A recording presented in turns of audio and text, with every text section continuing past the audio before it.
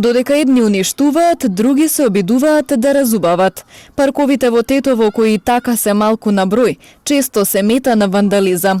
Се уништува зеленилото, клупите и другите реквизити.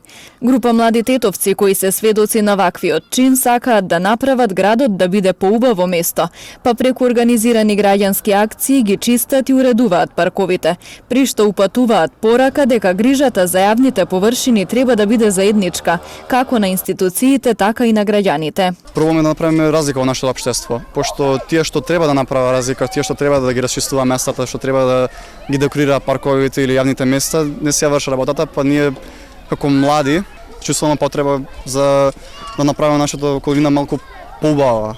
Истовремено може би и да се отворат нови паркови, нели да се посади трева и дрвја низ градот за да биде поеколошки и поубав истовремено.